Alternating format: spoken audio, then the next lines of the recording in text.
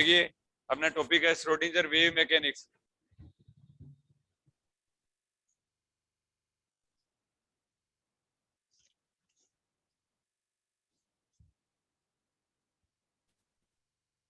Schrodinger wave mechanics topic ये है अपना, ठीक है। तो देखिए सबसे पहले जैसे अपन ने पहला चैप्टर तो देखो अपन ने पढ़ा नहीं है अभी तक। What is the dual nature, particle nature क्या होती है, वेव नेचर क्या होता है, क्वांटम मैकेनिक्स क्यों आया, कैसे आया, कहाँ आया, अनसर्टेनिटी प्रिंसिपल क्या होता है, डी ब्रोगली हाइपोथेसिस क्या होती है, ये सब चीजें तो अपन ने पढ़ी नहीं। लेकिन ये तो आपको पता ही होता है, पता ही होगा कि लाइट का ड्यूअल नेचर होता है। लाइट का क्या होता है, रेडिएशन। रेडिएशन का क्या होता है, ड्यूअल नेचर होता है ना। Yes sir. हाँ सर। रेडिएशन का क्या होता है, ड्यूअल नेचर होता है। एक पार्टिकल नेचर होता है और एक क्या होता है, वेव नेचर होता है। एक तो होता है पार्टिकल नेचर और एक होता है वेव नेचर। एक पार्टिकल नेचर होता है और एक होता है वेव नेचर। देखिए पार्टिकल नेचर होता है रेडिएशन का, ठीक है। वेव नेचर कौन कौन शो करता है, वेव नेचर कौन कौन शो करता है,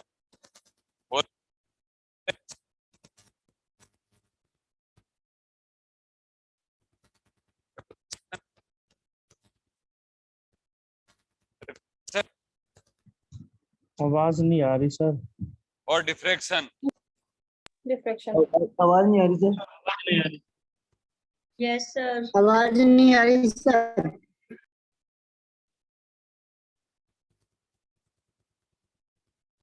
देखिए बच्चों,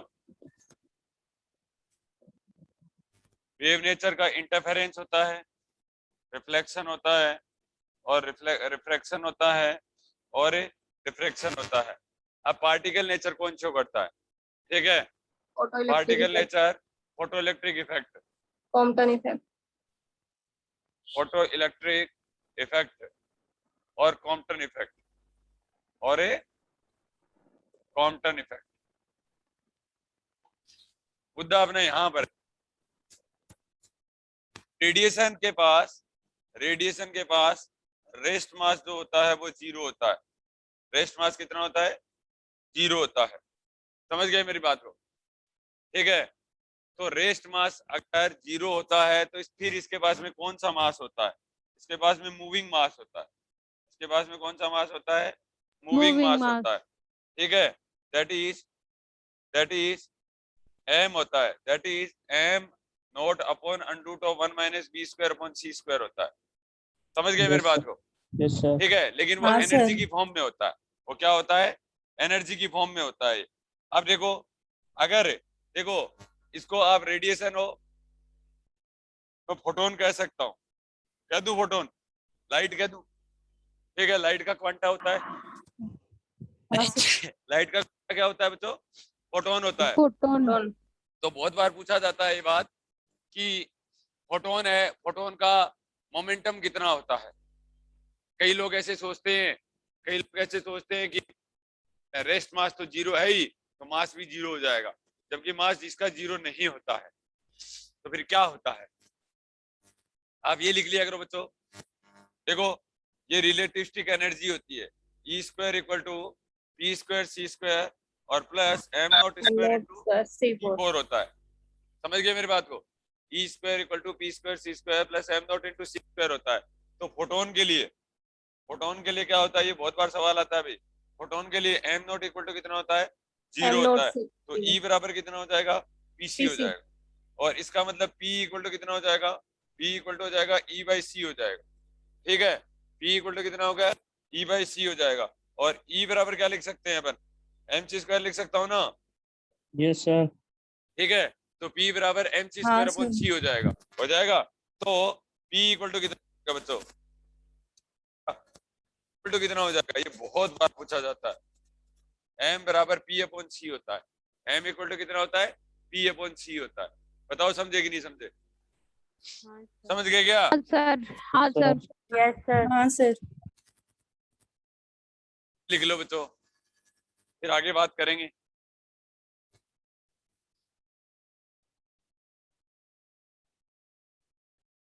एक चीज का कभी भी ध्यान रखना, नॉर्मली अपन क्या करते हैं, मोमेंटम क्या करते हैं, P बराबर m भी लिखते हैं, लेकिन ये रिलेटिविस्टिक है।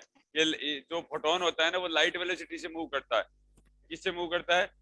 लाइट वेलोसिटी से मूव करता है, दैट इज रिलेटिविस्टिक है। यहाँ पर रिलेटिविस्टिक एनर्जी के फॉर्मूले लगाने हैं आपको, नॉन रिलेटिविस्टिक के फॉर्मूले नहीं लगाने हैं आपको। समझ गए?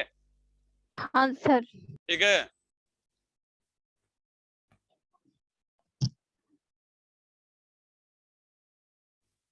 देखिए m इक्वल टू कितना हो गया, P अपॉन C हो गया ना, तो यहाँ तक कोई दिक्कत है क्या? ठीक है।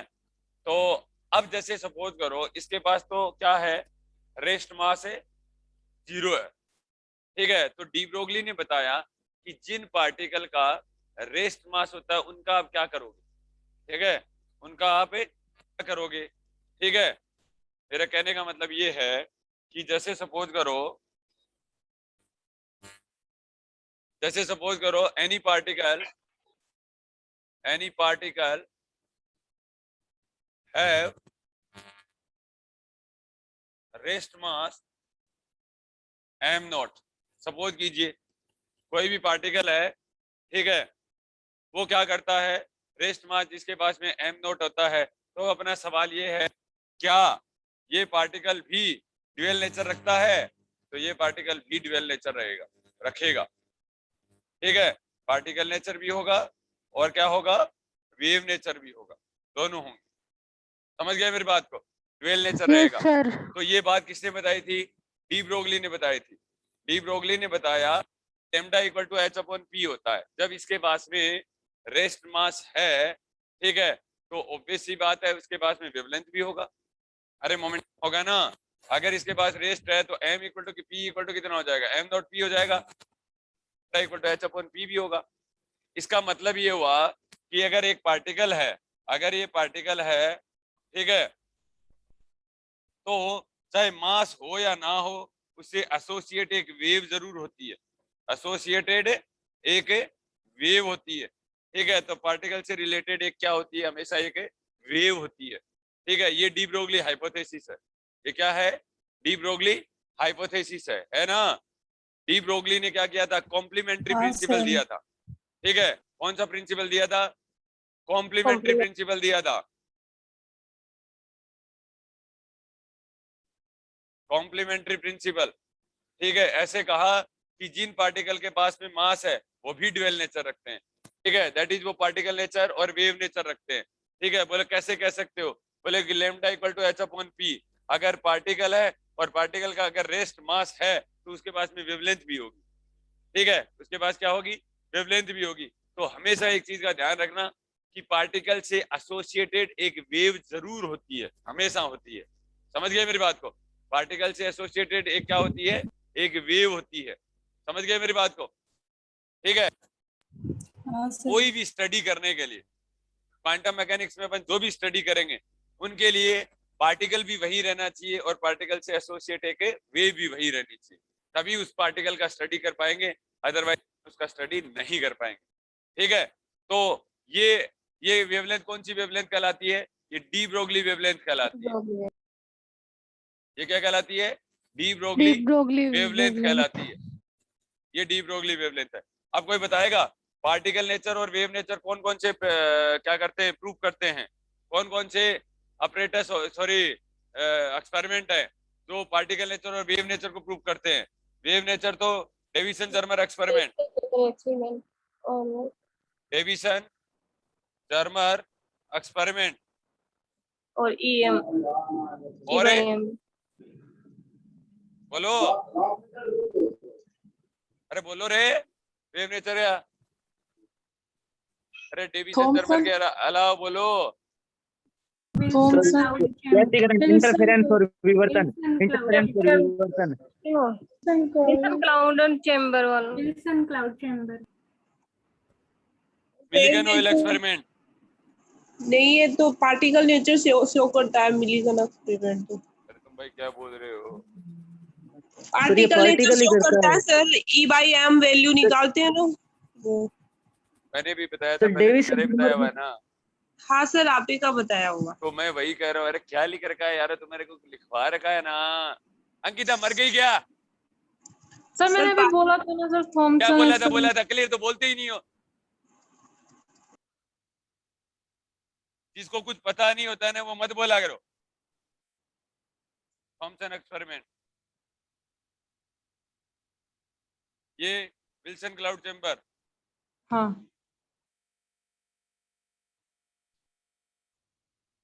विल्सन क्लाउड चैम्बर और Millikan oil experiment. Millikan oil experiment.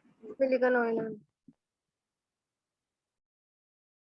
ये याद रख लेना, ये बहुत बार पूछा जाता है। ठीक है विक्रम है, ओए विक्रमिया, यस सर, यस सर। ये होते हैं, सुन में है क्या? अरे आजा तो।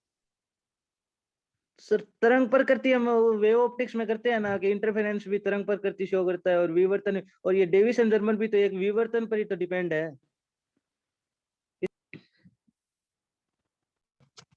सबसे पहले अपना मुद्दा ये है कि दोबारा से देखिए एक बार, देखिए सबसे पहले अपना मुद्दा ये है कि मैं ये बताना चाहता हूं। देखिए मैं बताना क्या चाहता हूं, एक पार्टिकल नेचर होती है, एक वेव होती है, मैं ये बताना चाह रहा हूँ। मेरा कहने का मतलब ये होता है, एक पार्टिकल होता है, एक पार्टिकल होता है और एक इससे रिलेटेड एसोसिएटेड वेव होती है। चाहे चाहे कोई वेव नेचर शो करे और चाहे पार्टिकल नेचर शो करे, लेकिन एक पार्टिकल से एसोसिएट एक वेव जरूर होती है। किसी एक एक्सपेरिमेंट में दोनों नेचर एक साथ नहीं दिखेंगी, एक एक्सपेरिमेंट में एक ही दिखेगी। समझ में? एक बार में एक ही दिखेगी। समझ में इतनी बात? दोनों नेचर एक प्रैक्टिकल के अंदर नहीं दिखेंगी। समझ में आ गया? इन पार्टिकल नेचर भी होता है, वेव नेचर भी होता है। अपना मुद्दा, अपने पास में दो ही तो चीजें हैं। अपने पास कितनी चीजें हैं? दो चीजें। एक क्या होता है? रेडिएशन होता है, और एक पार्टिकल होता है। दैट इज एक इलेक्ट्रोमैग्नेटिक थ्योरी है, मैक्सवेल इक्वेशन है 4, और या अपने पास न्यूटन्स लॉ है। जिनके पास मास है वो न्यूटन्स लॉ से काम चल जाएगा, और जिनके पास मास नहीं है उनको मैक्सवेल इक्वेशन से काम चल जाएगा। अब तक ऐसा लगने लग गया था, अब और कोई रूल की जरूरत नहीं है, लगने ऐसा लग गया था। लेकिन फोटोइलेक्ट्रिक इफेक्ट और कॉम्पटन इफेक्ट ने, black body energy distribution law ने प्रॉब्लम में डाल दिया था। समझ गए मेरी बात को? तो ये इस चैप्टर की बात अपन बाद में करेंगे। समझ में आ गया? अभी मेरा मुद्दा नहीं है। देखो मैंने आपको जो चीज नहीं पढ़ाई, why quantum mechanics. Quantum mechanics क्यों? प्लांक कांस्टेंट क्या होता है, प्लांक डिस्ट्रीब्यूशन लॉ क्या होता है, प्लांक्स लॉ क्या होता है, ठीक है, रिलेटिविस्टिक क्या होता है, नॉन रिलेटिविस्टिक क्या होता है, फोटोइलेक्ट्रिक इफेक्ट क्या होता है, क्वांटम इफेक्ट क्या होता है, ठीक है, और black body energy distribution law क्या होता है। समझ गए? अनसर्टेनिटी प्रिंसिपल क्या होता है, डी ब्रोगली हाइपोथेसिस क्या होता है, ठीक है, कैसे इनके ऊपर सवाल करते हैं, ये चैप्टर मैंने नहीं पढ़ाया। ठीक है, मैं ये दूसरे से शुरुआत करना चाहता हूँ। दूसरे चैप्टर के अंदर सबसे पहले मैं बात कर रहा हूँ कि एक पार्टिकल है और एक पार्टिकल से एसोसिएट एक वेव जरूर होती ही है। समझ गए मेरी बात को? अब मैं ये करना चाहता हूं कि जब कभी भी अपन स्टडी करेंगे ना, तो पार्टिकल और उससे एसोसिएट वेव एक ही जगह होनी चाहिए, तभी स्टडी हो पाएगी कंप्लीट, अदरवाइज हो नहीं पाएगी। जिसका दूसरा नाम ये है कि phase velocity and group velocity क्या होता है। पहला चैप्टर, पहला टॉपिक मेरा ये है, फेज वेलोसिटी क्या होता है और ग्रुप वेलोसिटी क्या होता है। पहला मुद्दा मेरे पास में ये है। तो उससे तो मैंने दो बताई, एक रेडिएशन। रेडिएशन जानते हो, जिनके पास में मास नहीं होता है, जिनके पास में रेस्ट मास 0 होता है। लेकिन इसका मतलब ये तो नहीं है कि मास नहीं होता, इसका मतलब ये तो नहीं है, ठीक है, मूविंग मास होता है लेकिन उनके पास में। ठीक है, तो अभी अपना मेरा ये है, मुद्दा क्या है बोलो? एक पार्टिकल है और एक पार्टिकल से एसोसिएट एक वेव होगी। ठीक है, टॉपिक मेरा है phase velocity and group velocity क्या होता है। ठीक है, अब देखिए फिर मैंने किया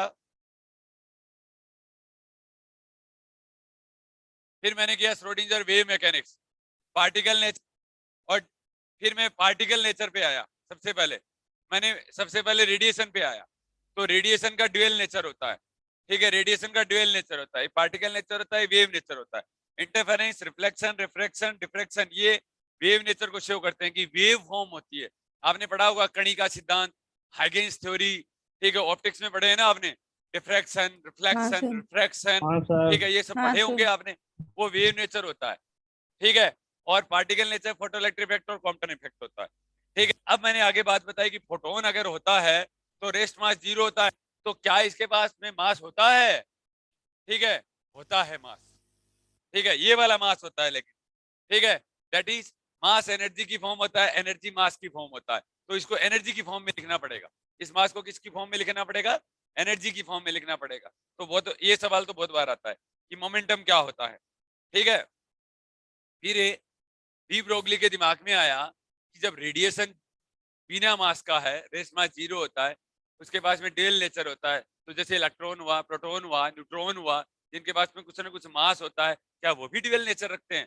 ठीक है, तो उसने कॉम्प्लीमेंट्री दिया था, उसने कॉम्प्लीमेंट्री उसी का ही कॉपी किया था। बोला होता है, तो बोले प्रूव करोगे? बोले हाँ करेंगे। 4 एक्सपेरिमेंट, डेविसन जर्मर एक्सपेरिमेंट और थॉमसन मॉडल और particle nature, Wilson cloud chamber और मिलिगन ऑयल एक्सपेरिमेंट, ठीक है। ये क्या करते हैं? पार्टिकल नेचर और वेव नेचर को प्रूव करते हैं। ये मैं करवाऊंगा वैसे, ठीक है, कि डेविसन जर्मर एक्सपेरिमेंट कैसे आपका वेव नेचर को शो करता है और ये कैसे पार्टिकल नेचर को शो करते हैं, ये भी बताएंगे आप, ठीक है। अभी तक मुद्दा ये था, समझ गए मेरी बात को? अब बताओ कहां तक नहीं लिखा आपने? लिख लिया सब बातें? ये नहीं लिखा सर, ये वाला नहीं लिखा, ऊपर वाला नहीं लिखा? ये वाला ही सर, ये वाला ये वाला ही ऊपर लिखा वाला है। लिख लिया, यही नहीं लिखा। ठीक है, लिख, हाँ सर। आ रही है सर। ठीक है। एक होता है पार्टिकल नेचर और एक क्या होता है? वेव नेचर होता है। समझ गए मेरी बात यहां तक? ठीक है। अच्छा, कभी आपको पूछे कि पार्टिकल नेचर कौन से एक्सपेरिमेंट प्रूव करते हैं मास पार्टिकल के लिए? अच्छा, मास पार्टिकल, मास एम नोट, इसका एग्जांपल लिख सकते हो बच्चों आप। इसका एग्जांपल क्या लिख सकते हो? Electron, proton and neutron. इसका एग्जांपल क्या लिख सकते हो? इलेक्ट्रॉन, प्रोटॉन और न्यूट्रॉन। इलेक्ट्रॉन का मास कितना होता है बच्चों? इलेक्ट्रॉन का मास कितना होता है ये तो आपको पता ही होगा। देखो बच्चों, इलेक्ट्रॉन के लिए रेस्ट मास एम नोट का वैल्यू 0.511 मेगा इलेक्ट्रॉन वोल्ट होता है ना? ठीक है, वैसे हाँ, ये सर। किसकी वैल्यू होती है? रेस्ट मास एनर्जी की वैल्यू होती है ये। अरे एम नोट सी स्क्वायर की वैल्यू होती है ना ये, हाँ सर। हाँ सर। ठीक है। तो इलेक्ट्रॉन के लिए एम नोट, आपको ये तो पता ही होगा कि 1 mega electron volt equal to क्या होता है? 931 931.5 millielectron 931 mega electron volt upon C square होता है ना? हाँ, 1 sir. AMU equal to atomic mass unit to 931 mega electron C square. तो एम नोट सी स्क्वायर का वैल्यू 0.511 मेगा इलेक्ट्रॉन वोल्ट है, तो AMU की वैल्यू आ जाएगी ना यहाँ से? अरे AMU की वैल्यू आ जाएगी ना? तो AMU की सर। वैल्यू कितनी आएगी इलेक्ट्रॉन के लिए? 9.1 इंटू 10⁻³ kg होता है ना? हाँ सर। हाँ सर। समझ गए? Yes sir. ठीक है बच्चों, प्रोटॉन के लिए एम नोट सी स्क्वायर का वैल्यू कितना होता है? 936 होगी 939.6 मेगा इलेक्ट्रॉन वोल्ट होता है। सर। ठीक है। न्यूट्रॉन का होता है ना ये तो, क्या कह रहे हो? न्यूट्रॉन के लिए होता है ना? 938.3 मेगा इलेक्ट्रॉन वोल्ट प्रोटॉन के लिए। न्यूट्रॉन के लिए M note C square 939.6 mega electron volt होता है, यही होता है ना? हाँ सर। तो प्रोटॉन के लिए 1.67 इंटू 10⁻27 kg होता है।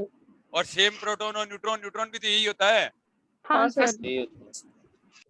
ये लो बच्चों, ये याद रख लेना, मास एनर्जी की ही फॉर्म है। ये बहुत बड़ी बात थी, ठीक है। मास एनर्जी की कोई एग्जांपल बता सकता है आप में से? मास एनर्जी फॉर्म होती है, कोई आप एग्जांपल बता सकते हो? पेयर प्रोडक्शन और पेयर एलिहिनेशन, पेयर प्रोडक्शन और पेयर एनिहिलेशन। पेयर का प्रोडक्ट होना, अगर कोई electromagnetic wave that is radiation अगर किसी मास पार्टिकल के ऊपर अगर इंटरेक्ट करता है तो एक इलेक्ट्रॉन और एक प्रोटॉन क्या होते हैं? ठीक है, मिल जाते हैं अपने को। समझ गए मेरी बात को? ये तो है पेयर का प्रोडक्शन, पेयर प्रोडक्शन, ठीक है। और पेयर एनिहिलेशन, एक इलेक्ट्रॉन और एक प्रोटॉन, सॉरी एक इलेक्ट्रॉन और एक पॉजिट्रॉन को अगर अपन इंटरेक्ट करवाए तो 2 मेगा इलेक्ट्रॉन वोल्ट एनर्जी निकलती है। ठीक है, एक है मास एनर्जी की फॉर्म है, एक एनर्जी मास की फॉर्म है।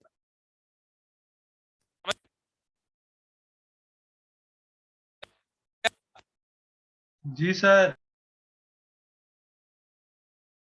फिर से आवाज गई सर।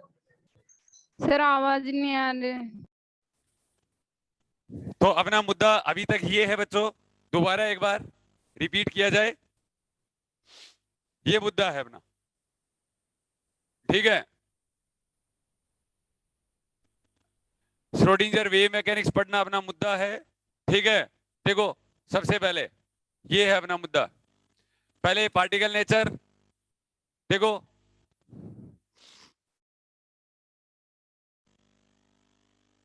देखिए सबसे पहले अपना मुद्दा ये हो गया कि पार्टिकल नेचर, एक पार्टिकल से एसोसिएट एक वेव होगी। बस कहने का मतलब ये है, कहने का मतलब ये हुआ कि अगर किसी स्टूडेंट को अगर पढ़ना है ना, ठीक है, तो वो फिजिकली खुद प्रेजेंट रहे तभी उसको समझ में आएगा। ठीक है, आएगा ना, तो एक पार्टिकल से रिलेटेड एक वेव जरूर होनी चाहिए और दोनों एक ही जगह होनी चाहिए। मजे की बात ये है, अगर दोनों में से कोई एक अगर भाग जाएगी ना तो वो नहीं। एक आप क्या बोलोगे, आप क्या बोलोगे सर, एक पार्टिकल है और पार्टिकल से रिलेटेड एक वेव होती है। ठीक है, एक एक्सपेरिमेंट में या तो पार्टिकल वेव दिखेगी या वेव नेचर दिखेगी, दोनों एक साथ नहीं दिखेंगे। समझ, ये अपना अनसर्टेनिटी, अपना क्या है, अनसर्टेनिटी प्रिंसिपल है ना। अरे यही तो है हाँ सर। बात को। हाँ तो क्या सर। बोलोगे, सर पार्टिकल है और पार्टिकल से रिलेटेड एक वेव होती है, आप तो ये बोल दोगे। ठीक है, अच्छा चलो ठीक है, बात आती है कि light also made of tiny particles.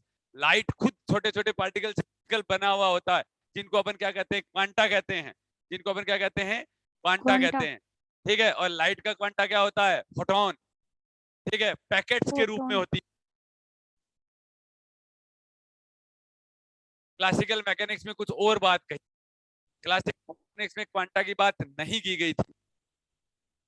कहने का मतलब आपने पर देखा होगा, आप खुद रियलाइज कर सकते हो। ठीक है, क्या रियलाइज कर सकते हो, आप देख लो, आप एटम के बारे में तो खूब पढ़ा होगा। एटम, बाह्यतम कोश के इलेक्ट्रॉन होते हैं, उनको कम एनर्जी की जरूरत होती है, और अंदर के जो इलेक्ट्रॉन होते हैं उनको कम एनर्जी की जरूरत होती है, ज्यादा एनर्जी की जरूरत होती है। अंदर ही अंदर के इलेक्ट्रॉन को बाहर निकालने के लिए ज्यादा एनर्जी की जरूरत होगी। इसका मतलब क्या हुआ, इसका मतलब ये हुआ कि बाह्यतम कोश के इलेक्ट्रॉनों को कुछ एनर्जी की जरूरत है, उससे अंदर वालों को कुछ और एनर्जी की जरूरत है, उससे अंदर वालों को कुछ और एनर्जी की जरूरत है। इसका मतलब सेम एनर्जी की जरूरत नहीं है। ये प्लांक का हाइपोथेसिस था, ये प्लांक का खतरनाक क्रांतिकारी रिजल्ट था। ठीक है, इसी प्लांक के नाम के ऊपर ही क्वांटम मैकेनिक्स नाम रखा गया था, उसके सम्मान के। ठीक है, इसीलिए एच को प्लांक कांस्टेंट बोला जाता है। एच को क्या बोला जाता है, प्लांक कांस्टेंट बोला जाता है। अगर आपको कोई पूछे ना कि क्लासिकल मैकेनिक्स और क्वांटम मैकेनिक्स में क्या अंतर है, सर की एच का अंतर है, आप तो इतनी बात बोल देना, समझ जाएगा, अपने आप समझ जाएगा, जानकार आदमी तो समझ जाएगा, और राजस्थान वाले समझेंगे नहीं, पहले बता रहा हूँ। ठीक है, आप तो बोल देना एच का अंतर है सर, एच एच का जितना डिफरेंस है ना उतना ही क्लासिकल मैकेनिक्स और क्वांटम मैकेनिक्स में डिफरेंस है, आप तो ये बोल देना। समझ रहे हो मेरी बात को, अरे समझ रहे हो ना। देखो एक एग्जांपल भी दे सकता हूं आपको मैं, ठीक है, कि एच का ही अंतर कैसे होता है। देखिए यहाँ पर आपने सुना होगा एवरेज एनर्जी, आपने सुना होगा एवरेज एनर्जी ये होता है एच न्यू अपॉन एक्सपोनेंशियल और एच न्यू अपॉन केटी और -1, ये क्वांटम की एनर्जी होती है। ठीक है, प्लैंक ऑसिलेटर की एवरेज एनर्जी होती है ना, ये क्या होती है बच्चों, हाँ sir. Average energy of Planck oscillator. Planck oscillator की एवरेज एनर्जी होती है। चलो ठीक है, मैंने कहा एच का अंतर होता है, बराबर। ठीक है, मैं करता हूं एच टेंस टू 0 कर दूं। यस अरे सर। एच टेंस टू 0 हो गया, इसमें हाँ, एच सर, आ रहा सर। है, और अब जो एक और एनर्जी निकाल रहा हूं उसमें नहीं आना चाहिए, बराबर। ठीक है, हाँ, देखो हाँ, यहाँ पर सर। एच को अगर मैं 0 करूं तो इसका मतलब मैं इसको क्या लिख सकता हूँ, H nu upon K T को 1 plus H nu upon K T लिख सकता हूँ ना, हाँ सर। हाँ लिख सर। सकता हूँ ना। हाँ सर। तो अब देखिए वैल्यू पुट कीजिए एवरेज एनर्जी के अंदर, H nu upon K T 1 और प्लस 1 माइनस 1 और equal to H nu, sorry K T. और बताइए ये एनर्जी क्लासिकल एनर्जी होती है नहीं होती है? एवरेज एनर्जी हाँ के सर। नहीं होती लिखते है हैं? सर। हाँ सर। क्या नाम है, वीन काम में ली थी कि नहीं ली थी? इसीलिए तो वो फेल हो गए थे। जिस जिस हाँ शख्स सर। ने एनर्जी ये एनर्जी काम में ली वो फेल हुआ, ठीक है। रेले जीन्स और वीन्स ने ये एनर्जी काम में ली थी, ठीक है, इसलिए वो फेल हो गए थे।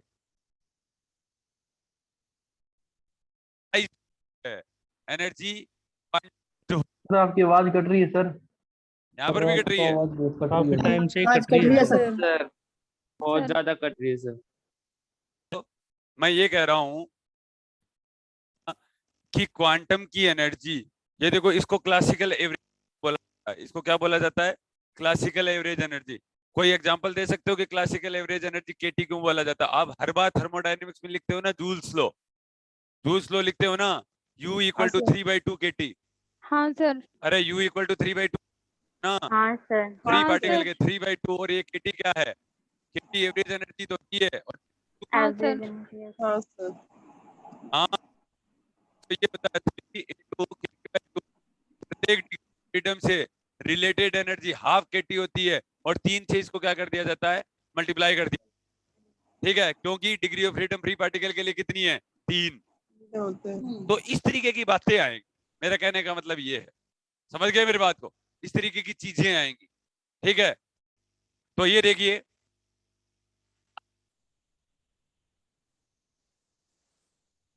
अरे सब सब नोट कर लिया ना? हाँ हाँ सर। सर।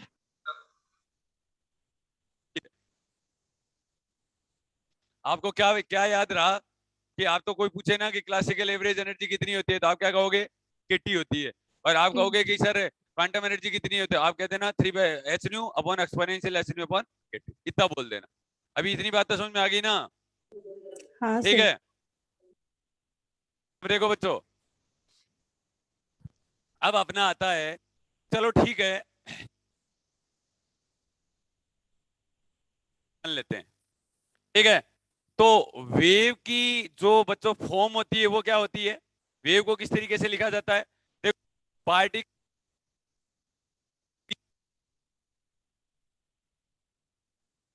वीपी बोला जाता है, फेज वेलोसिटी। क्या बोला जाता है? फेज वेलोसिटी बोला जाता है। पार्टिकल की वेलोसिटी कितनी? वेलोसिटी v क्या है? Particle velocity. और वेलोसिटी ऑफ एसोसिएटेड वेव,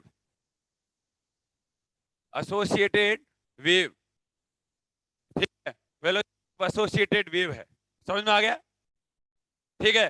तो देखो बच्चों, पार्टिकल वेव है उसको अपन साई से लिखते हैं। साई वेव फंक्शन है anyone, psi equal to A sine, तो आप प्रोग्रेसिव वेव क्लासिकल मैकेनिक्स में ये लिखते थे इसकी फॉर्म, ठीक है। तो ये इस तरीके की चीजें होती हैं वो वेव नेचर शो करती हैं। जैसे आपने ये चीजें ऑप्टिक्स में देखी होंगी, किसी भी वेव को रिप्रेजेंट करने का तरीका ये होता है, दैट इज प्रोग्रेसिव वेव। मानते हो?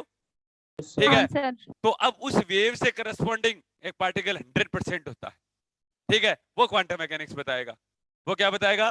क्वांटम मैकेनिक्स बताएगा। बाकी सब चीजें क्लासिकल बता रही है, ठीक है। समझ में आ गया? Yes sir. अब ये चीज फेज है, ये क्या है? kx माइनस ओमेगा टी क्या है? फेज है। पेज। फेज कांस्टेंट रहता है वेव के लिए, फेज क्या रहता है? कांस्टेंट रहता है। तो that is kx minus omega T equal to constant, ठीक है। इसका मतलब, इसका मैं डेरिवेटिव कर देता हूँ, ठीक है, omega D T equal to 0। इसका मतलब dx upon dt equal to कितना हो जाएगा? ओमेगा बाई k हो जाएगा। और उसी को ही अपन क्या कह देते हैं?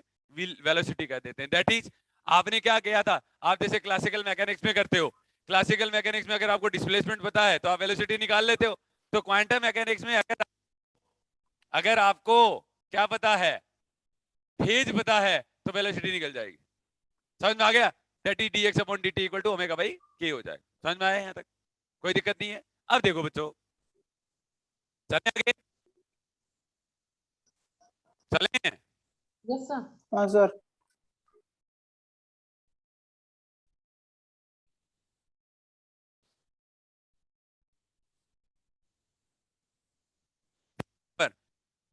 तो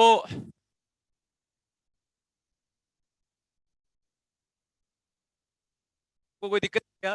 वीपी इक्वल टू, ऐसा लिखने में मुझे कोई दिक्कत? एक बार मेरी तरफ देखिए, ठीक है, लिखिए कुछ भी नहीं, आप देखिए एक बार, ठीक है। VP equal H cut omega और अपॉन एच कट के होता है, तो वीपी इक्वल टू कितना हो जाएगा बच्चों? ई अपॉन पी आ जाएगा। ई क्या जाएगा? ई अपॉन पी लिख, ई बराबर एच कट ओमेगा, पी बराबर के होता है, हाँ equal to sir. H cut omega, P equal to कितना होता है? एच कट के होता है ना? तो हाँ इसको सर। मैं ऐसे लिख दूं, ई अपॉन पी लिख दूं। अब बच्चों वीपी इक्वल टू, अब मैं रेडिएशन की बात कर रहा हूं, तो पी बराबर एम बी लिख दूं और ई बराबर एम सी स्क्वायर लिख दूं, रिलेटिविस्टिक मास और रिलेटिविस्टिक मोमेंटम या सर। रिलेटिविस्टिक एनर्जी लिख दूं। हाँ सर। ठीक, सर। लिख दिया। वीपी आ गया, सी स्क्वायर अपॉन वी आ गया, आ गया। जी सर। हाँ सर। अब यहाँ पर देखिए, यहाँ पर देखिए, अब ये कह रहा है पार्टिकल जो है ना, पार्टिकल, ठीक, और पार्टिकल से जो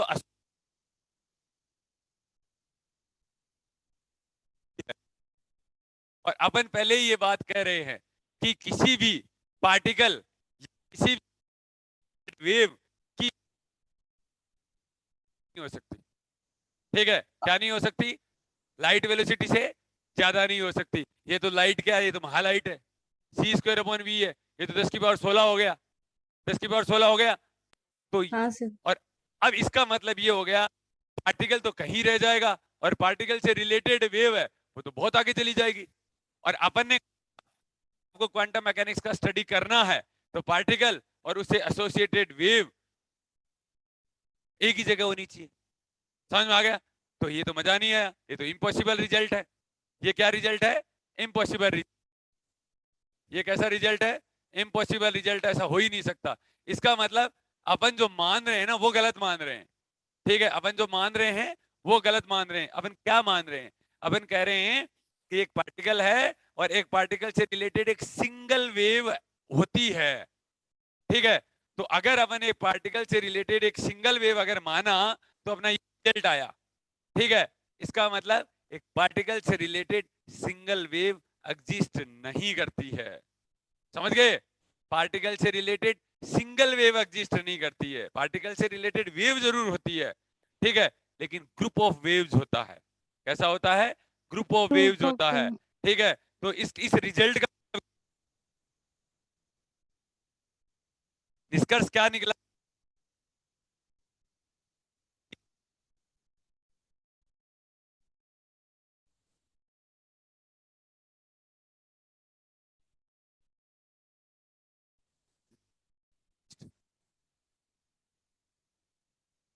करस्पॉन्डिंग टू पार्टिकल, ठीक है। तो इसका मतलब क्या हुआ? इसका मतलब ये हुआ कि सिंगल वेव तो एग्जिस्ट नहीं करती है, ठीक है, तो फिर क्या करती है? ठीक है, तो इस आंसर तो आपका ये है कि क्या करता है? एग्जिस्ट करता है, ग्रुप ऑफ वेव, ठीक है। That is group of wave exist corresponding to particle, ठीक है, करस्पॉन्डिंग टू पार्टिकल।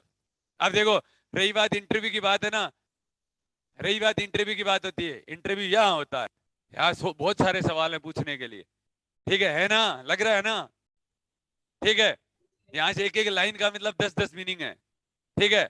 समझ गए मेरी बात को? इंटरव्यू ये होता है, समझ में? ये पूछेंगे, समझ में आ गया? क्वांटम हमेशा पूछी जाती है और क्वांटम का first chapter very most important है। अच्छा, ये जो चैप्टर कहाँ कहाँ रिलेट करेगा?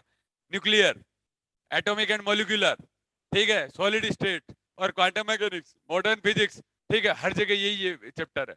समझ गए मेरी बात को? आइंस्टाइन थ्योरी, ठीक है, सब जगह। अब बताओ समझ में आया कि नहीं आया?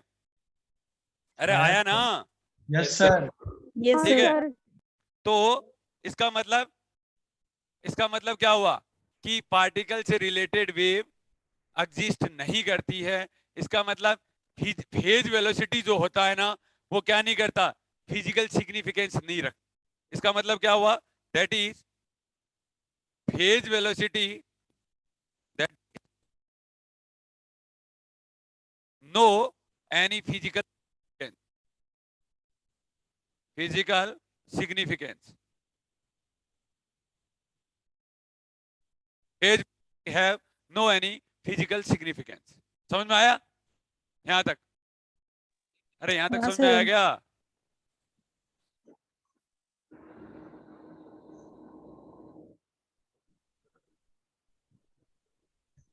तो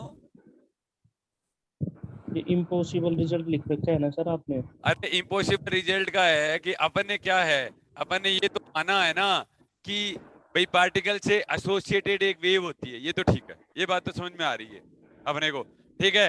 लेकिन अपन ने तो ये माना है कि सिंगल वेव होती है, अपने को तो पता ही नहीं था कि सिंगल वेव होती है। देखो सिंगल, आवाज नहीं आ रही अपन ने सर। अपन ने माना कि सिंगल वेव होती है। हाँ सर। देखिए एक पार्टिकल है, पार्टिकल लिया, समझ रहे हो? इधर देखो हाँ सर। भव्यांशी, देवेश, ठीक है, मैं कह रहा हूं एक पार्टिकल लिया, ये डेवलपमेंट ऑफ क्वांटम थ्योरी है, क्वांटम मैकेनिक्स का इजाद हो रहा है अभी तो बच्चा है क्वांटम मैकेनिक्स। समझ गए मेरी बात को? अभी जैसे क्या होता है कि कोई बच्चा घर में पैदा होता है, ठीक है, उसको पंडित को दिखाया जाता है, उसके हाथ पैर टांगे देखी जाती है, पंडित आके देखता है, ठीक है, फिर उसके कोई सूरज ऊपर होता है, कोई चांद नीचे होता है, शुक्र ऊपर होता है, शनि नीचे होता है, इस तरीके से फिर पंडित नाम निकालता है, कुंडली निकालता है, ठीक है, फिर पंडित निकालेगा उसका कि भाई इसका व्यक्तित्व ऐसा है, ये भविष्य में ऐसा बनेगा, इसके ग्रह नक्षत्र बहुत बुलंद हैं, समथिंग ऐसे। आजकल के सारे बाबा फ्रॉड हो गए तो हर कोई कलेक्टर ही बनता है, ठीक है, तो ये जो हर कोई कलेक्टर बनता है, ठीक है, इसलिए अपना भविष्य ही खराब है, ठीक है, क्योंकि फ्रॉड बाबा भी है, ठीक है, समझ गए मेरी बात को? तो अभी खेल चल रहा है। अभी पहला चैप्टर ये बताया कि होती है, ये ठीक है, यहां तक बात समझ में आई। कैसी वेव होती है प्रूव करो, सिंगल वेव भी हो सकती है, दो वेव भी हो सकती है, तीन वेव भी होते हैं, और वेव का ग्रुप भी हो सकता है। तो अपन ये चेक करना चाह रहे हैं क्या पार्टिकल से एसोसिएट एक सिंगल वेव ही होती है कि ग्रुप ऑफ वेव होता है, ठीक है। तो अपन ने क्या कहा, ने माना ये बात, ठीक है, अपन ने माना कि पार्टिकल से रिलेटेड एक सिंगल वेव होती है, सपोज कीजिए सिंगल वेव होता है, तो अपन एक रिजल्ट निकाला, ठीक है, अपन ने क्या निकाला, रिजल्ट निकाला, पार्टिकल का वेलोसिटी v है, पार्टिकल से एसोसिएट वेलोसिटी vp है, तो बताइए कि vp equal to C square v, क्या ऐसा पॉसिबल है? क्या ऐसा पॉसिबल हो सकता है क्या? नहीं हो सकता सर। नहीं हो नहीं, सकता। सर। इसका मतलब अपन ने जो माना है ना वो गलत है, अपन ने यस जो माना है ना वो गलत है, ठीक है, जी कि पार्टिकल से करस्पॉन्डिंग सिंगल वेव एग्जिस्ट नहीं करती है, तो फिर क्या करती है, देख लेंगे फिर क्या करती है, ठीक? ये देखते हैं, आगे करते हैं बात, ठीक है। तो ये रिजल्ट में लिख भी रखा है कि single wave does not exist coming to the particle, that is group of wave exist corresponding. Suppose कीजिए और बच्चा उड़ सकता, ये तो हनुमान जी है, पॉसिबल है क्या कलयुग में? अरे है क्या? नहीं है नहीं, सर। सर। नहीं है ठीक है, सर। नहीं, सर। मतलब है, ठीक है, पूछोगे कि नहीं पूछोगे, क्या बच्चा उड़ सकता है? आप कहोगे नहीं, नहीं सकता, कोई दूसरा होगा उसका, ठीक है, उड़ने का मतलब कुछ बहुत अच्छी प्रोग्रेस कर सकता है, ठीक है, मीनिंग भी तो कई होते हैं, समझ गए?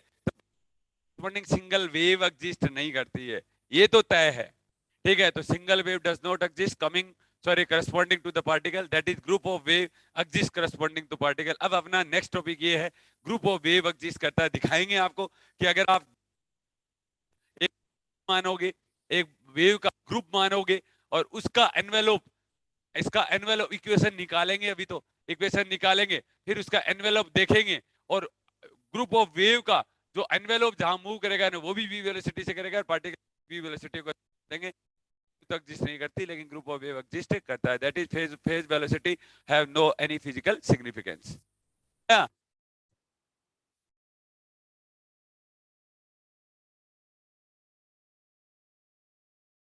हाँ, समझ गए क्या? हाँ सर। कहने का मतलब समझ गए क्या? संदीप तू समझ गया क्या? हाँ सर। क्या समझा? दो नाम क्या क्या बता रहा हूँ, एक रिलेटिस्टिक बताऊंगा और एक नॉन रिलेटिस्टिक बताऊंगा। एक क्या बताऊंगा? रिलेटिस्टिक बताऊंगा, और एक क्या बताऊंगा? नॉन रिलेटिस्टिक बताऊंगा। बताऊंगा ना? Yes sir. देखिए बच्चों, आपको कभी भी है ना चिंता करने की जरूरत नहीं है। चिंता चिता सम्मान होती है। चिंता और चिता सम्मान होती है ना? Yes sir. अरे एक जैसी होती है ना चिंता और चिता, ठीक है? तो चिंता नहीं करनी है, पूछ लेना कभी। और नॉन रिलेटिस्टिक क्या होता है? नॉन रिलेटिस्टिक वन लाइन कंक्लूजन बता रहा हूं बच्चों। नॉन रिलेटिस्टिक का मतलब अगर किसी भी पार्टिकल का वेलोसिटी, ठीक है, v है, that is something metre per second है, समथिंग और मीटर पर सेकंड है, इस तरीके का कोई भी सवाल आ रहा है ना, ठीक है, वो नॉन रिलेटिस्टिक सवाल है। और न्यूटन से इसका गहरा रिश्ता है, ठीक है? न्यूटोनियन मैकेनिक्स के अंदर जो फॉर्मूले काम में लिए गए, या आपने जो भी एनर्जी के फॉर्मूले, जो भी वेलोसिटी, जो भी मोमेंटम के फॉर्मूले जो लगाए ना आज तक, वो सारे के सारे नॉन रिलेटिस्टिक है। और जो आप नहीं जानते ना, वो सारे के सारे रिलेटिस्टिक होता है, ठीक है? ऐसे बोल देना कि किसी भी पार्टिकल का वेलोसिटी, किसी भी पार्टिकल का वेलोसिटी अगर लेस देन सी हो, ठीक है, तो वो नॉन रिलेटिस्टिक होता है। किसी भी पार्टिकल का वेलोसिटी अगर लगभग बराबर वेलोसिटी के, लाइट वेलोसिटी के है, तो रिलेटिस्टिक होता है। तो कैसा होता है? रिलेटिस्टिक होता है। समझ गए? ए पार्टिकल हैव वेलोसिटी 0.99 सी, ऐसे बोल दे पार्टिकल, तो बोलोगे कि ये रिलेटिस्टिक मास लगेगा, रिलेटिस्टिक एनर्जी लगेगी, रिलेटिस्टिक मोमेंटम लगेगा, रिलेटिस्टिक काइनेटिक एनर्जी लगेगी, रिलेटिस्टिक एनर्जी लगेगी, सब रिलेटिस्टिक फॉर्मूले लगेगी। समझ में आ गया? और ऐसे आ जाए a particle have velocity 3 metre per second, तो समझ जाना नॉन रिलेटिस्टिक है। समझ रहे हैं मेरी बात को? इतनी सी याद रख, याद रहेगी? Yes sir. अच्छा, मेरे कहने का मतलब ये है बच्चों, रिलेटिस्टिक और नॉन रिलेटिस्टिक में मेरे कहने का मतलब ये है कि कभी भी आप इतनी चीजें तो याद रख सकते हो ना, ठीक है? इतनी चीजें याद रख लेना, E square equal to P square C square plus 4, ई बराबर एम सी स्क्वायर, ठीक है? और M equal to M not under root of 1 minus V square upon C square, ठीक है? और पी, अब तो बाकी तो हो गए ना, ठीक है? और lambda equal to H C upon और kinetic energy plus 2 M note C square होता है। इतना याद रख सकते हो? अरे इतना याद हो गया? Yes sir. ये देखो, एक काम की बात, आप तो यही काम कर दो ना, यही लगा दो सबके अंदर ये लगाओ। देखो बच्चों, M note C square upon under root of 1 minus V square upon C square, अगर मैं ये लगाऊंगा तो ये जीरो हो जाएगा ना, ना? Yes sir. ठीक है, तो इसके हाँ, अंदर सर। ई बराबर एम नोट सी स्क्वायर होता है। एम इक्वल टू कितना बच जाएगा? एम नोट ही बचेगा ना? नोट। ये टर्म हाँ, जीरो हो सर। जाएगी। अरे हो जाएगी ना? ठीक है, तो हाँ यहाँ पर सर। जो फॉर्मूले लगेंगे ना, वो लगेंगे P equal to M nought V, ठीक है? Kinetic energy equal to half M nought V square, kinetic energy equal to half M nought V square, इस तरीके के फॉर्मूले लगेंगे, क्योंकि दो बातें कर रहा हूं मैं अभी, फिलहाल करने वाला हूं। देखो क्या नाम है,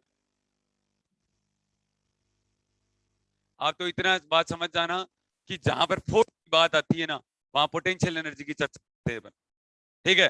जहां पर फोर्स की बातें नहीं चल रही ना, वहां पर पोटेंशियल एनर्जी की बात नहीं करते हैं, ठीक है? वहां पर अपन रेस्ट मास एनर्जी, ये इस तरीके की बातें करते हैं, इतना समझ जाना। फोर्स आते ही पोटेंशियल एनर्जी आ जाएगा, और जहां तक फोर्स की बात नहीं हो रही है ना, तो वहां पर पोटेंशियल एनर्जी का कॉन्सेप्ट नहीं आएगा। समझ गए मेरी बात को? ठीक है, तो इस टाइप की जो चीजों के अंदर जो रेस्ट मास एनर्जी बोला जाता है, ठीक है, दूसरी फॉर्म होती है। समझ गए मेरी बात को? हाँ बच्चों, अब चलेंगे आगे? हाँ सर। ये जनता, मजा आ रहा है ना? Yes sir. अब ठीक है, अपन ने ये कहा कि सिंगल वेव एग्जिस्ट नहीं करती है, ठीक है, अपन ने कहा कि सिंगल वेव एग्जिस्ट नहीं करती है, तो फिर क्या कर, वो देख नहीं करती है तो फिर क्या कर लेते हैं, ठीक है, वेव का सुपरपोजिशन ले लें। अरे वेव का सुपरपोजिशन ले लें क्या? Yes, sir. तो अब अपना टॉपिक है सुपरपोजिशन ऑफ टू वेव्स।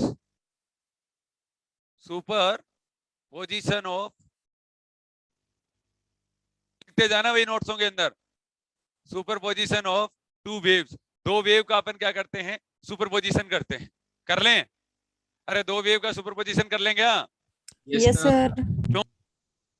जिस कर नहीं रही थी, अब मैं ये कह देता हूं बच्चों, equal to y1 plus y2 कह दूं, ठीक है? अरे कह दूं ना? हाँ सर।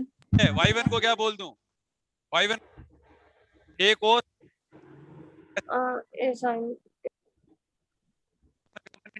बोल देता हूं, ठीक है, और इसको a cos और k2x और माइनस ओमेगा 2t बोल देता हूं। बोल दूं ये वेव ली, और दो वेव का एम्पलीट्यूड तो मैंने सेम ले लिया, ठीक है, लेकिन वेव प्रोपगेशन और फ्रीक्वेंसी मैंने अलग अलग ले ली, ठीक है, दो वेव्स का सुपरपोजिशन हो रहा है, समझ में आ गया? अच्छा, superposition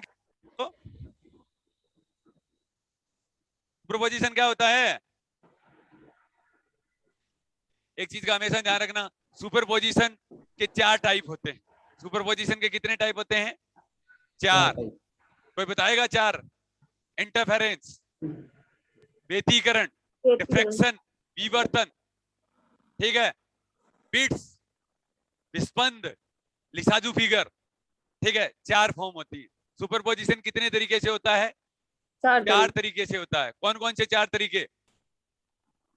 interference, diffraction, interference, diffraction, bits और लिसाजू फिगर। कैसे होता है? पॉइंट टू बी नोटेड, दो या दो से अधिक वेव, ठीक है, सेम एम्पलीट्यूड की, एक ही दिशा में और एक ही जगह, एक ही पॉइंट के ऊपर अगर सुपर इम्पोज होती है तो व्यतिकरण की घटना होती है। या व्यतिकरण दो प्रकार का होता है, एक डिस्ट्रक्टिव हो जाएगा और एक क्या हो जाएगा? कंस्ट्रक्टिव हो जाएगा। ये दो व्यतिकरण हो गए, समझ गए? ठीक है, अगली बात क्या है? दूसरी बात क्या है बोलो? दूसरी बात है, अगर दो या दो से वेव एक अपोजिट डायरेक्शन में, एक दूसरे के अपोजिट डायरेक्शन में, ठीक है, और सुपर इम्पोज होती हैं तो स्टेशनरी वेव, गलत बोल दिया ना मैंने, सॉरी, सुपरपोजिशन इंटरफेरेंस एक होता,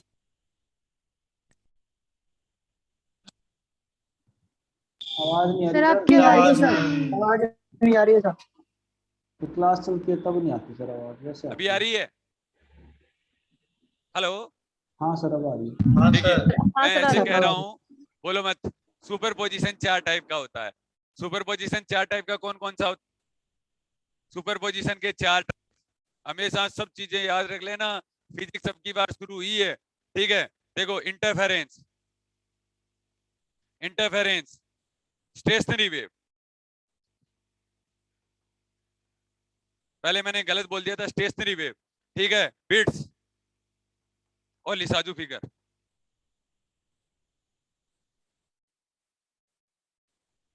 ये होते हैं बच्चों, ठीक है। सुपरपोजिशन के कितने प्रकार होते हैं? चार प्रकार होते हैं, इंटरफेरेंस, स्टेशनरी वेव और बिट्स और लिसाजू फिगर, ठीक है। इंटरफेरेंस के अंदर क्या होता है?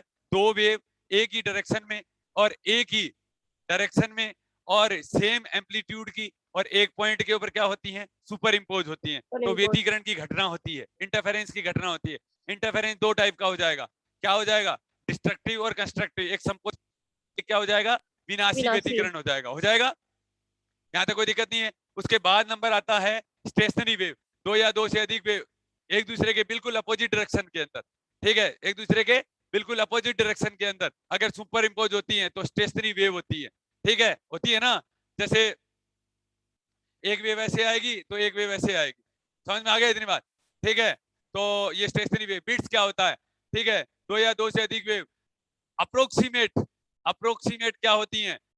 सेम एम्पलीट्यूड होता है, अप्रोक्सीमेट सेम होता है, सेम नहीं होता है लेकिन, ठीक है, समझ गए इतनी बात को? तो क्या बनता है? बीट्स बनते हैं। लिसाजू फिगर में क्या होता है? एक वेव इस डायरेक्शन में आ रही है, एक उसके परपेंडिकुलर आती है, ठीक है। तो दोनों वेव अगर एक दूसरे के परपेंडिकुलर डायरेक्शन के अंदर सुपर इम्पोज हो रही है तो पर्टिकुलर डायरेक्शन बनती है, पर्टिकुलर आधा 8 बनता है, कई बार पैराबोला टाइप शेप बन जाती है, ठीक है, कई बार सर्किल बन जाता है, कई बार इलिप्स बन जाता है, ठीक है, वो दैट इज फिगर बनते हैं, दैट इज लिसाजू फिगर। समझ में आ गया? अरे समझ में आ गया क्या? हाँ सर। ठीक है,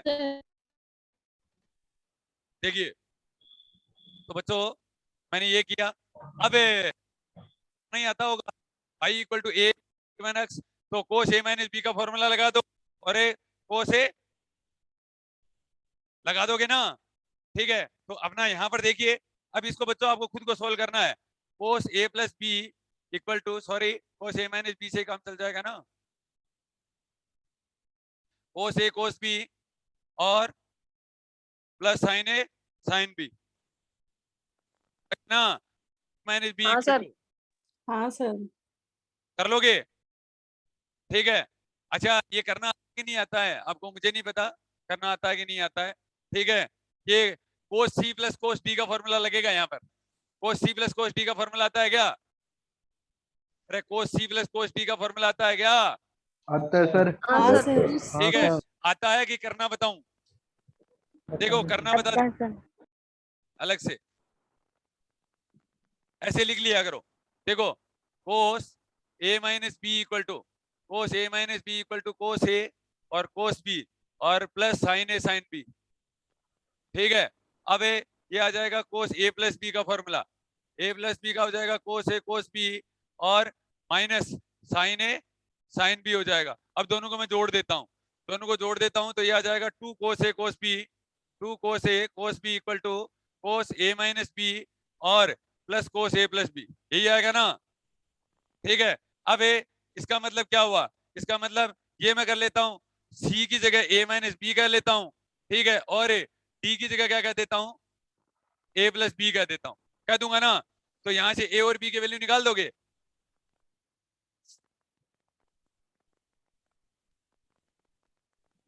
अब ए का वैल्यू निकाल लो यहाँ पर, इन टर्म ऑफ सी और डी की फॉर्म में निकाल लो, ठीक है, निकाल लोगे ना, ठीक है। तो ये क्या हो जाएगा? सी प्लस डी बाई 2 हो जाएगा ये। C plus D divided by 2 आ जाएगा, ठीक है। और ये कितना हो जाएगा? बी माइनस सी बाई 2 है, B minus C by 2 D minus C by 2, जी सर। ठीक है, ये आ जाएगा डी माइनस सी बाई 2 आ जाएगा ना। Yes sir. हाँ सर। यहाँ पर कोई दिक्कत है? No sir. ठीक है, नो अब कर सर। लो बच्चों, ये रखो, ठीक है। ये फॉर्मूला लगाना है आपको, कहने का मतलब ये हुआ, ठीक है। आपको क्या लगाना है? ये वाला फॉर्मूला लगाना है, ठीक है। लगाते हैं,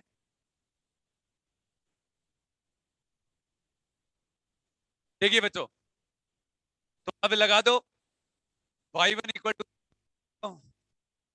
और तो 2 कोस सी ये हो जाएगा ना, k1x और minus omega 1t plus D k2x और minus omega 2t divided by 2, यही हो जाएगा ना। यस अरे सर। बोलो हाँ सर। Yes sir. ना, सही। सही है सर। और कोस टी जाएगा k2x और minus omega 2t minus k1x और प्लस ओमेगा 1 इंटू टी, ठीक है, और डिवाइडेड बाई 2। और वैसे माइनस साइन का कोई फर्क तो पड़ेगा नहीं, तो सी माइनस डी लिख सकते हो आप, इसको लिख सकते हो ना, ठीक है। हाँ तो सर। बच्चों ये आ गया y1 इक्वल टू 2 कोस, और ये कितना आ जाएगा?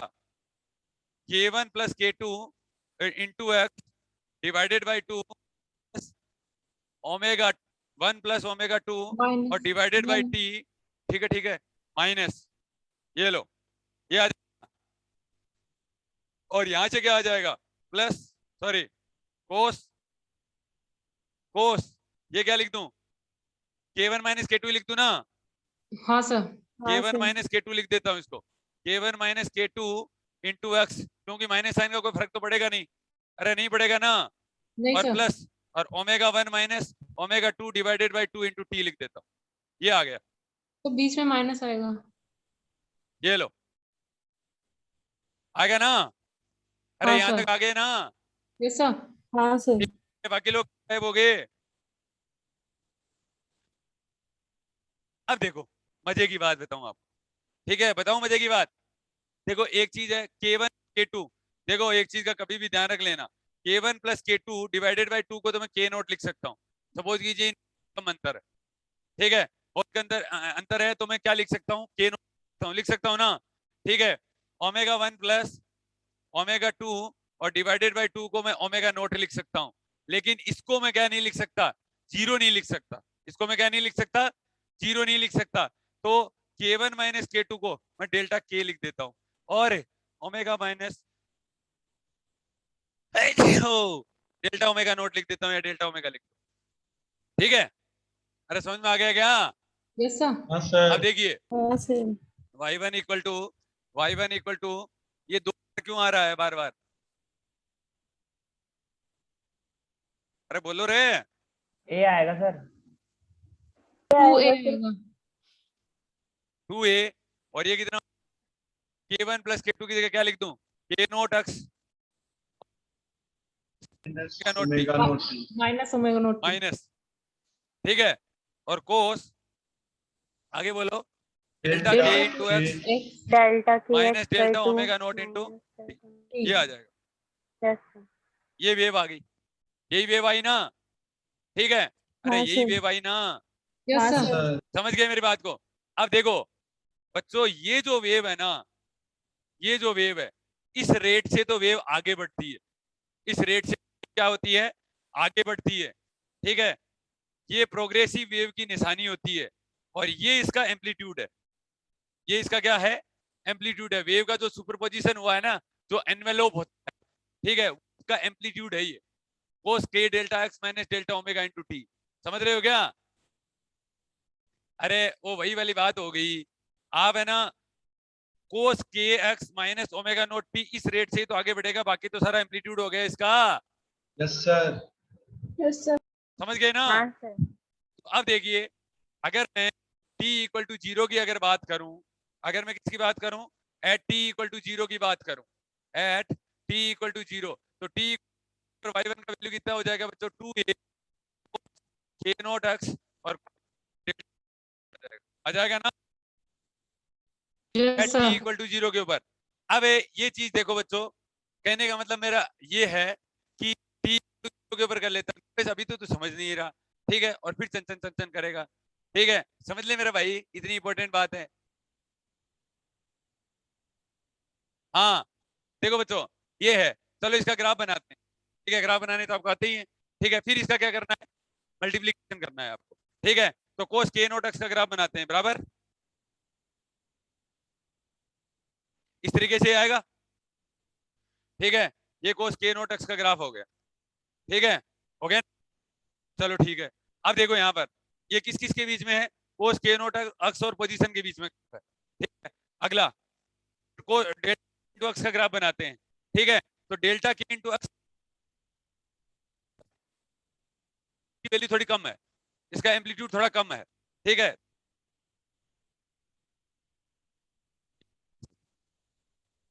ये ऐसे, ठीक है, डेल्टा के इंटू, अब इसका बच्चा आपको सुपर इंपोज करना है, दैट इज मल्टीप्लीकेशन करना है।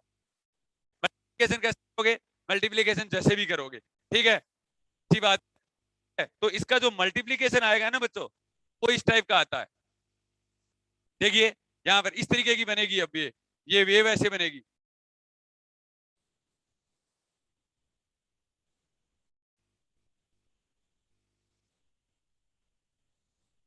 ठीक है,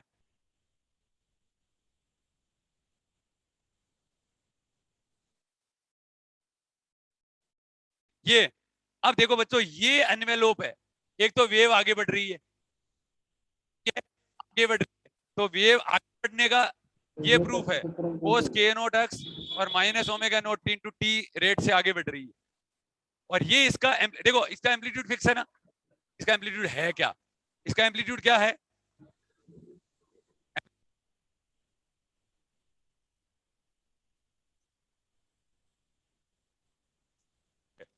और ये इसका फेज क्या रहता है, कांस्टेंट रहता है, that is delta into x delta के इंटू टी और इक्वल टू क्या दिया कांस्टेंट। चलो ठीक है, डेरिवेटिव कर देते हैं इसका। ठीक है, तो क्या कर दो इसका डेल्टा, हाँ कांस्टेंट है ना, सही किया ना मैंने। ठीक है, तो वीजी इक्वल टू कितना होता है डेल ओमेगा अपॉन डेल्टा के ही होता है ना, वीजी इक्वल टू। हाँ सर। ठीक है, तो यहाँ से इसकी वेलोसिटी क्या आ जाएगी, VG equal to del omega upon delta क्या आ जाएगी ना। यस समझ गए सर। मेरी बात को? अरे सॉरी डेरिवेटिव नहीं किया। ठीक है, हाँ देखो बच्चों, डेल्टा के इंटू डी एक्स और minus delta omega into D T और इक्वल टू 0। तो D x upon D T that is जिसको अपन वीजी कहेंगे और डेल्टा के अपॉन डेल्टा ओमेगा। ठीक है, यही कहेंगे ना। ठीक है, तो क्या आ गया, डेल्टा ओमेगा अपॉन में डेल्टा के है ना सर। इतनी सी अक्ल नहीं है क्या। ठीक है, डेल्टा के लिमिट डेल्टा के टेंस टू 0, तो डेल्टा ओमेगा अपॉन डेल्टा के that is D omega upon D के। समझ में आया कि नहीं आया? अब देखिए आ मजे की गया बात, सर। चलो मजे की बात करें। अरे मजे की बात हाँ, करें सर। क्या? Yes sir. ठीक है, सर। मजे की बात करते हैं बच्चों। वीजी इक्वल टू, अब मान लिया कि डी ओमेगा अपॉन डी के होगा, नीचे कर देता हूँ, तो VG equal to D upon DP हो जाएगा। VG equal to D upon DP हो जाएगा। अब बच्चों ई की जो फॉर्म है ना वो मैं ये लिख देता हूँ, E equal to P square by 2m लिख देता हूँ। ठीक है, तो इसका मैं अगर डेरिवेटिव करूंगा तो ये कितना आ जाएगा 2, अरे 2 ना, और ए पी और डीपी, ठीक है, अपॉन 2m। ठीक है, that is p upon m आ जाएगा और पी बराबर एम बी होता है upon m, that is p g equal to b. अब बताओ, ठीक है, सिंगल पार्टिकल से रिलेटेड एक क्या होता है, सिंगल वेव एग्जिस्ट नहीं करती है, ग्रुप ऑफ वेव एग्जिस्ट करता है। ठीक है, और जो पार्टिकल की वेलोसिटी भी वही है और पार्टिकल से एसोसिएट जो ग्रुप ऑफ वेव है वो भी वही है, तब अपन स्टडी कर पाएंगे। इसका मतलब अब ये मान लीजिए से रिलेटेड एक सिंगल वेव कभी नहीं होता और एक पार्टिकल से रिलेटेड ग्रुप ऑफ वेव्स होता है, और ग्रुप ऑफ वेव को कॉन्सेप्ट लेते हुए ही अपन श्रोडिंगर इक्वेशन को क्या करेंगे, डिराइव करेंगे। समझ रहे हो? ठीक है, लिखोगे इस पूरे को? Yes sir. लिखो, कहां से शुरू करोगे? शुरू से शुरू कर। खुद करो, खुद करते जाओ बच्चों अपनी को।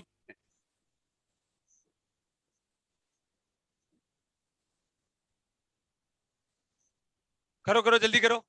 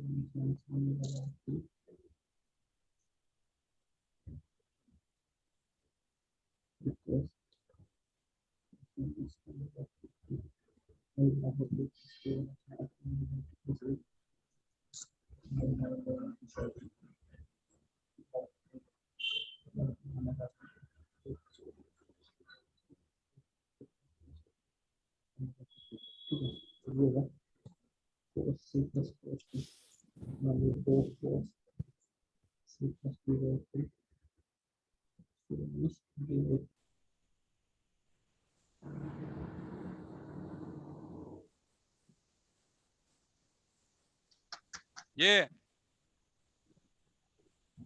अरे यही क्या, तो थोड़ा लेफ्ट में जहाँ पे वो ग्राफ चल रहा है।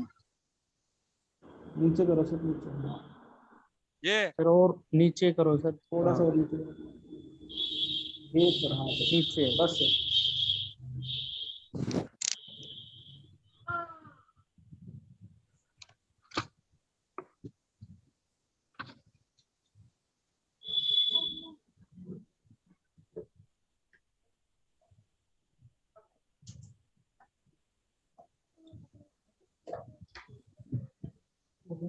दोनों कर देंगे, रिलेटिविस्टिक नॉन रिलेटिविस्टिक दोनों कर देंगे, चिंता मत कर, दोनों कोई गलती नहीं हो रही। हाँ वहां सी स्क्वायर अपन वी आ रहा था। सर नीचे करना सर थोड़ा। नहीं सर। यारो अबे सही है सर, बिल्कुल सही है ये। अबे हाँ सही है sir.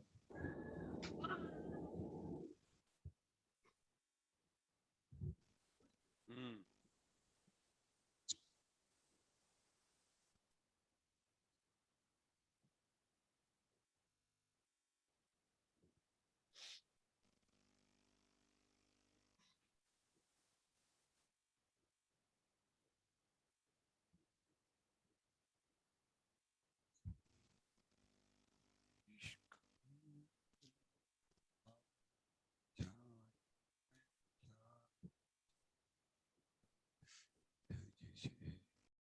Wave particle duality.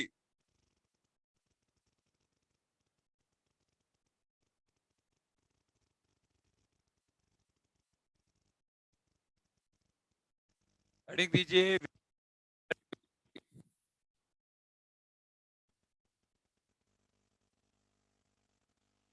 Wave particle duality. Bracket में लिखिए कॉम्प्लीमेंटेरिटी।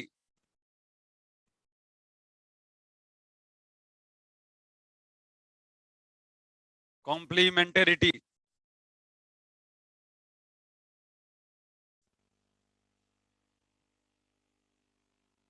देखिए पार्टिकल एंड वेव्स,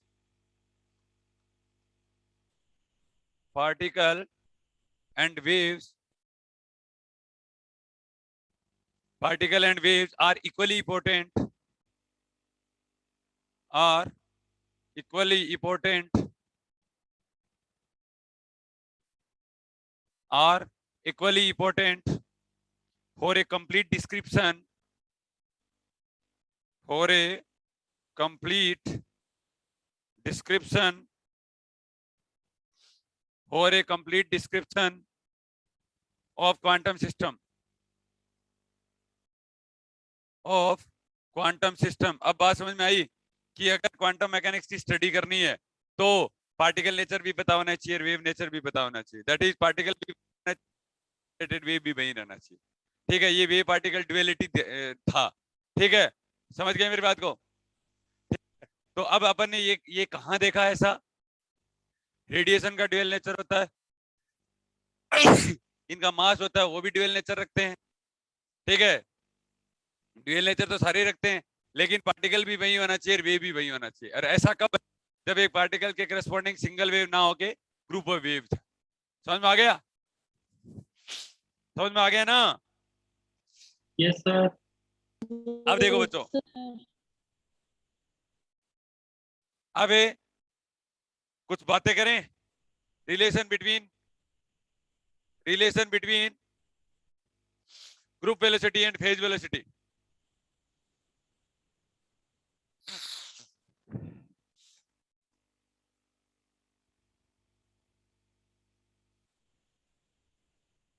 देखिए relation phase velocity and group velocity, ये भी बहुत बार सवाल पूछा जाता है।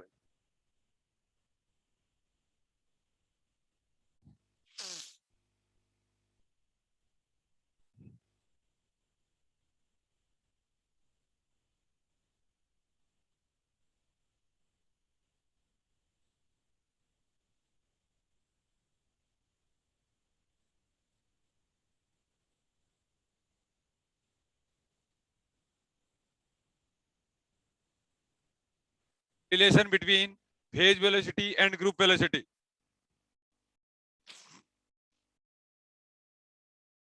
देखिए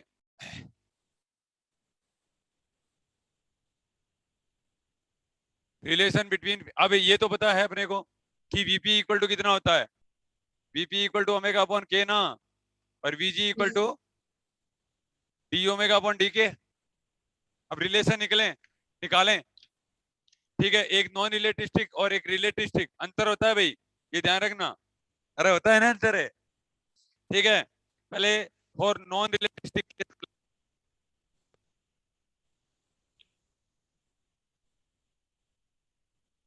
फॉर नॉन रिलेटिस्टिक केस और फॉर रिलेटिस्टिक केस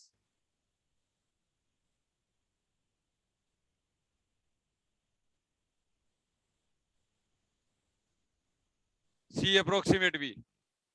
ठीक है, अब देखो यहां पर सुनना मेरी बात।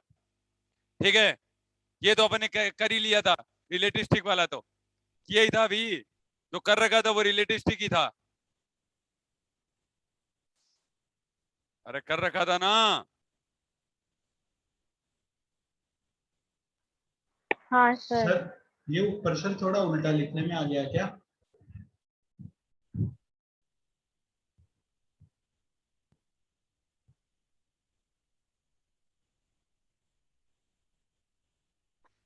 वो रिलेटिस्टिक केस सही तो है। हाँ सर, अब ठीक है sir.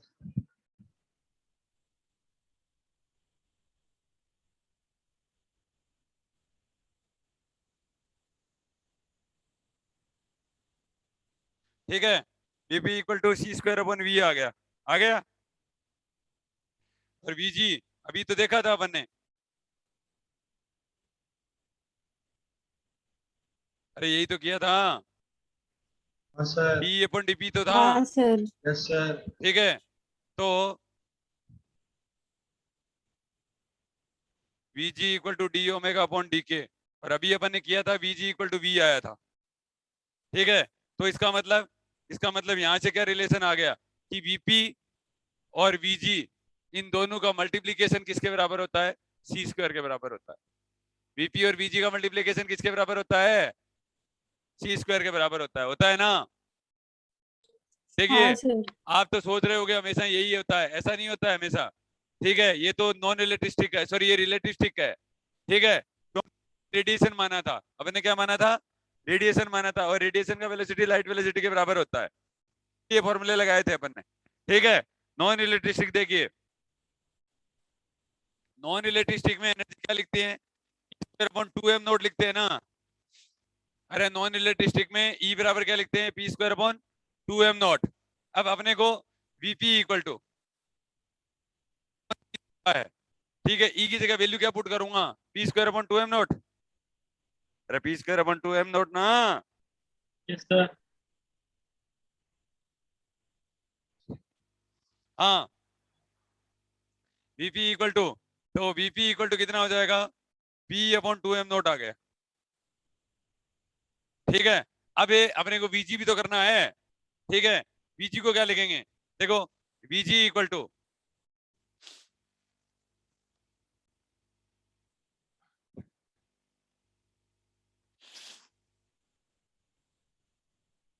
V G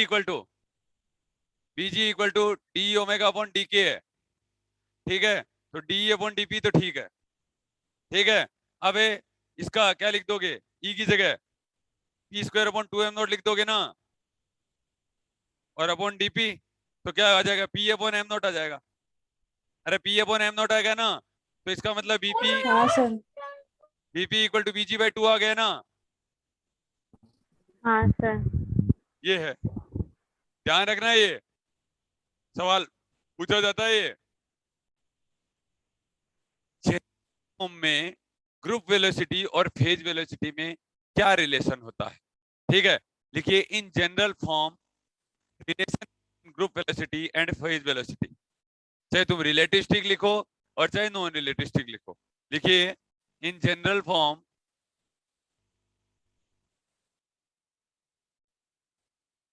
relation between group velocity and phase velocity.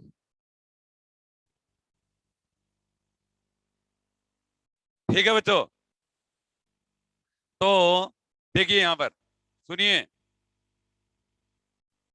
सुनिए सुनोगे? देखो बच्चों, VG equal to VP plus और D omega upon D K होता है ना? नहीं, हर बात में हूं मत किया करो। D omega upon D K और VP equal to W upon K होता है।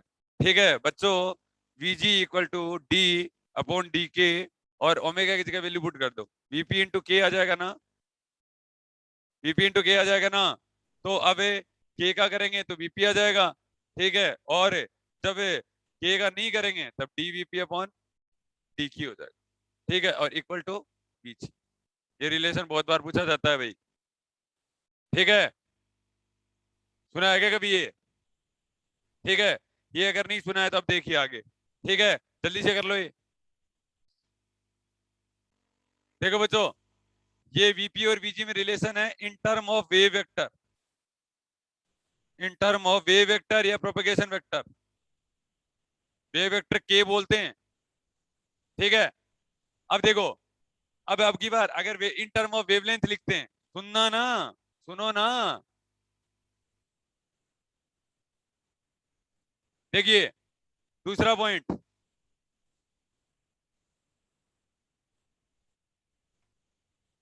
दूसरा पॉइंट इन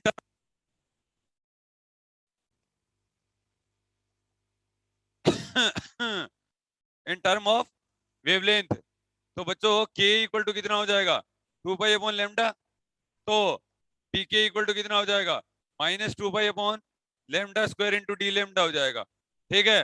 तो VP equal to sorry VG equal to VP plus, और देखो इसके डीके की जगह वैल्यू पुट कर दो, डीके की जगह वैल्यू पुट कर सकते हो, और ये तो आप जानते ही हो ना K equal to 2 pi upon lambda, ठीक है। तो वीपी के की जगह वैल्यू पुट करो यहाँ पर, ठीक है, प्लस के और डी वीपी, और इसकी जगह वैल्यू पुट कर दो, तो ये आ जाएगा -2 pi upon lambda square, -2 pi upon lambda square into D lambda आ गया। तो यहाँ से क्या आ जाएगा, यहाँ से आ जाएगा कि बीजी इक्वल टू वीपी, ठीक है, और माइनस, अब देखो 2 पाई अपॉन लेमडा को के लिख सकता हूँ, के से के कट जाएगा ना, तो ये क्या आ जाएगा माइनस लेमडा और d v p upon D lambda आ गया। यहाँ से बहुत बार सवाल पूछा जाता है बच्चों, ये सवाल कैसे आएंगे एग्जाम में, कैसे आएंगे ये सवाल, वीपी में दे देंगे कि वीपी इक्वल टू ये है तो बीजी बताइए, ठीक है, कि वीपी इक्वल टू समथिंग है ओमेगा, बताइए बीजी कितना होगा, ठीक है, ये आया हुआ है जेब में सवाल, अरे आया हुआ है ना, हाँ सर आते हैं हाँ इसके। सर। ये करो बच्चों।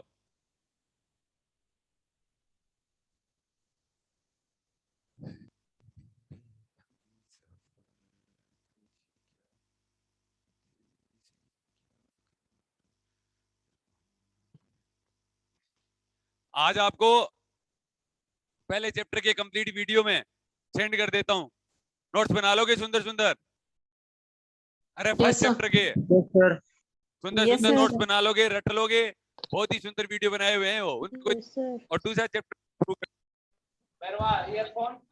करेंगे किसी भी हालत में, ठीक है, काम बहुत देंगे, जल्दी कर लेंगे, 10 दिन में कर देते हैं खत्म, 10 दिन में हो जाएगा,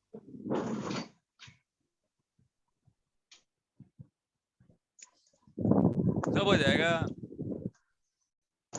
अब की बार हर बच्चे का सिलेक्शन दे देंगे। देखो बच्चों, इन टर्म ऑफ मोमेंटम, तीसरा पॉइंट,